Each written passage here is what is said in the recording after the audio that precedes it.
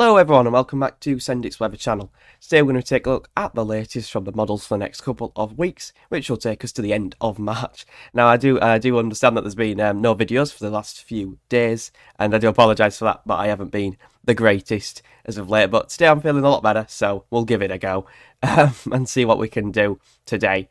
We'll have a look at the latest from the UK Met Office run to start with for the next couple of days. Which will take us into the beginning of next week.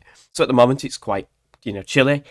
Chilly by day, temperatures aren't too bad, but they are below average. But by night they are quite cold, with some places seeing some harsh frosts, and even this week, in the last few days, a couple of wintry showers in, unsuspecting places where you wouldn't expect them normally.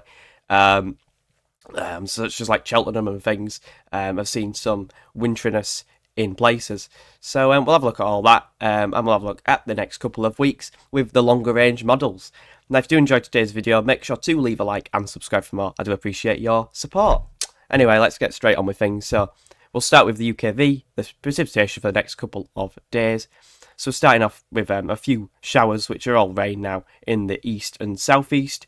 There's a couple turning to snow over your higher ground in Scotland, northern Scotland.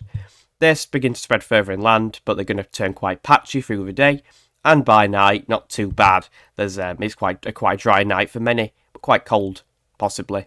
Saturday looks quite dry as well. Not too much going on, just with some thicker areas of cloud, which could promote some drizzle. And then into Sunday, more patchy showers, but they're quite light and quite patchy, really. Not expecting too much there. Into Monday. So Sunday doesn't look too bad. Again, could be cold and frosty overnight. Monday doesn't look too bad either. A few patchy showers around, but not too much going on. Quite a lot of cloud. And then into Tuesday looks a little bit better with not much cloud around and looks quite pleasant.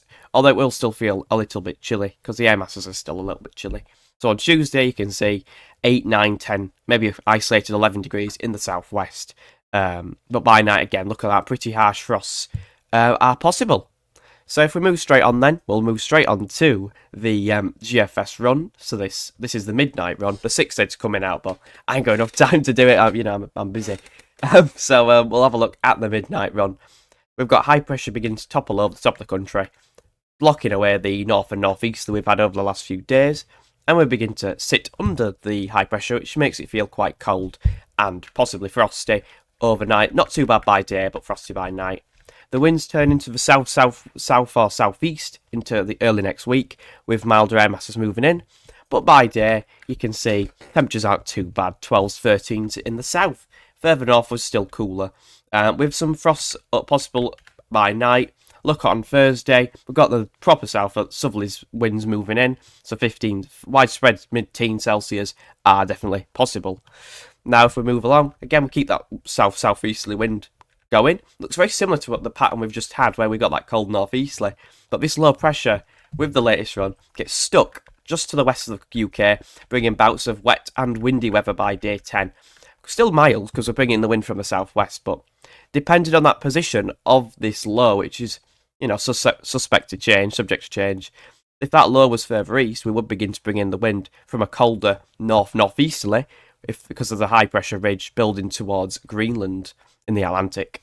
That could be a response to the SSW, the sudden stratospheric warming we mentioned before, which can bring blocking patterns and can increase chance of cold. But on the other hand, you can stick on the mild side of the ridge, which could be what's happening here. That ridge topples down, and we remain unsettled until the very end of the run, really, with cooler air masses around. By the end, turn the wind into the north-northwest, with chillier air masses moving in, again a long way off and very much uncertain. So the GFS looks quite mild, quite mixed around day 10, day 8, day 9, day 10, turning very unsettled, but then at the end of the run turns a bit colder, but again, a long way off.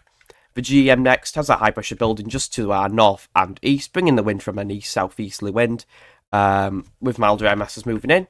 Winds turn into the south next week, by Wednesday, so milder air masses being drawn up from the south there, turning it quite mild, but quite dry as well. Into next week, that high pressure builds out in the Atlantic slightly, sends a jet stream southwards, but a low pressure system gets trapped over the top of the country, just to our north, the cold air goes into the Atlantic, North Atlantic, and we stay quite mild, but unsettled as well. Well, I'll say mild, it's still below average, but the cold temperatures are going into Iceland, Greenland, and into the Atlantic, and avoiding us. There you go, you can see that cold plunge there. So if slight adjustments could produce colder weather, but we'll have to wait and see what happens. It's still a long way off, of course. But we are seeing this Atlantic ridging, which could promote a southerly tracking jet stream into France, Spain and Portugal, and it could influence colder winds from the north. We'll have to wait and see how it develops. But it definitely looks like we are turning more unsettled and a change is on the way. With the ECMWF, we've got high pressure building just to our north again and east, bringing the wind from the south-southeast, so pretty mild again. Temperatures again maybe getting to the mid-teens by the middle of the week. With the ECM keeps that high pressure dominant up to around 20 seconds, so keeps that southerly southeasterly wind in, dragging some quite mild air in by this time next week, so next Friday, before it does turn eventually unsettled. High pressure properly retrogrades towards Greenland, so moves up and penetrates towards Greenland. All the cold air sinking into Iceland, and we're trapped under an area of low pressure, which means that we're going to be quite mild but unsettled, of course, as well. That low pressure, because of the positioning of that high, sits just over to the north of the country, tries to move towards Norway, and eventually it turns drier again. But again, signs of that high pressure moving towards Greenland and Iceland with the runs. So all the runs are showing this ridging, but we're all bringing in milder air. Wouldn't take much for it to adjust to colder conditions, but we're not seeing that at the moment from the models.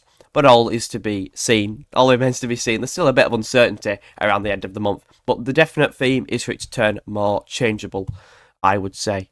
So if we have a look at the GFS runs, we'll have a look at Birmingham today. You can see that we're starting off below average for the next couple of days. Quite cold by night, but not too bad by day. Temperatures rise next week, so it could be quite pleasant by the middle of the week next week. So we could see temperatures into the mid-teens. Sorry about that. We could see temperatures into the mid-teens. I'm still not the greatest. Before we do see a drop towards the end of the month, the third half of the month, with some colder runs mixed in, but also some milder runs as well. So also it's a little bit uncertain, but it's definitely going to turn more unsettled. As you can see, the precipitation spikes increase by the 22nd, 23rd of March, and they stay quite high until the end of the run. Obviously quite dry up until around the 21st. So not too bad. Again, it's going to warm up it's going to be quite cold for the next few days, but it's going to warm up, turn milder into next week. Possibly with some harsh overnight frost in places. Might get the de-icer back out again on the cars, but before it does turn more mixed and unsettled. But we'll have a look. Thank you all for tuning in to today's video. If you enjoy again, make sure to leave a like. I really appreciate your support, and I'll see you all in the next one. Bye bye, everyone.